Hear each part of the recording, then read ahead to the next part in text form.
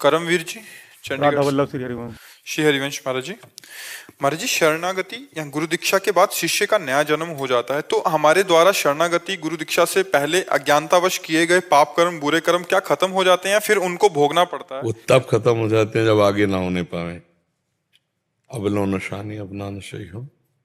तो भगवान कह रहे सन्मुख होए जीव मुई जब ही जन्म कोटि अघनाश हो तभी। संत सदगुरुदेव भगवान की ही तो शरणागति करते हैं, प्रभु की तो शरणागति करते हैं। भगवान के सन्मुख कर दिया तो भगवान के प्रभाव से पूर्व के सारे पाप नष्ट हो जाएंगे, तब जब आगामी पुनरावृत्ति ना हो। अगर वही पुनरावृत्ति हुई तो शरणागत कहाँ हुए? शरणागत का मतलब है, जैसे गोस्वामी तुलसीदास जी कह रहे अब लो नशानी अब ना नशे। राम कृपा भव निशा सिरानी जागे पुण्य न रसई हो अब लो नशानी अब ना नशई। पायो नाम चारु चिंतामणि उर करते न खसई हो अब लो नशानी अब ना नशई। जो हमें गुरु जी ने नाम दिया, मंत्र दिया, अब रात दिन उसका जप करेंगे और कोई भी पापाचरण नहीं करेंगे तो पीछे का हम तो हम सर्व पापेभ्यो मोक्षयिष्यामि मां शुचा, भगवान उसे पवित्र कर देते हैं।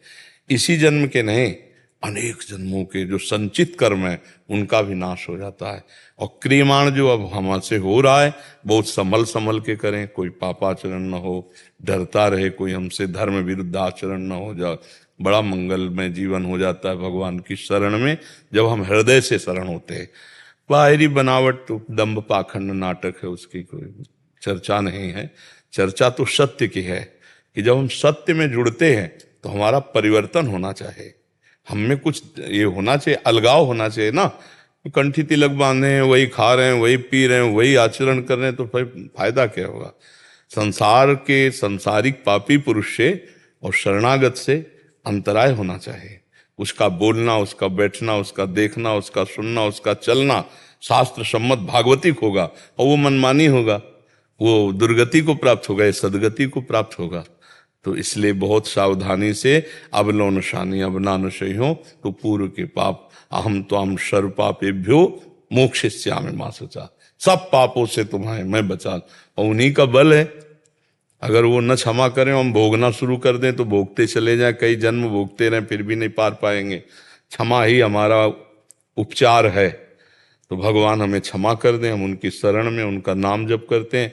भूल से पुनरावृत्ति हो जाए तो तुरंत हृदय में जलन करे, भगवान से फिर प्रार्थना करे कि आप ही संभालो, हम तो बार बार बचना चाहते हैं लेकिन गिर रहे नाथ आप संभालो।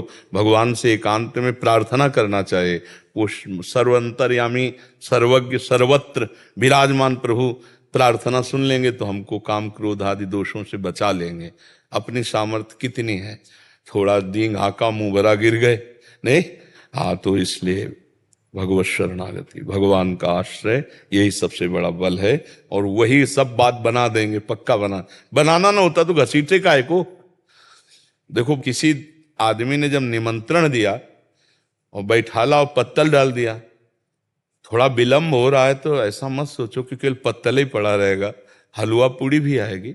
ऐसे ही हम संसार में भूले हुए थे, हमको घसीटा अपनी तरफ सत्संग के द्वारा, अपनी शरण में लिया तो ये दोना पत्तल बिछा दिए, तो अब आनंद भी देंगे ना, भगवद आनंद भी देंगे। हम धैर्य धारण करें, गलत आचरणों में ना जाए। भगवान के दासों का जो रहनी है वैसे हम रहें, मनमानी आचरण ना करें।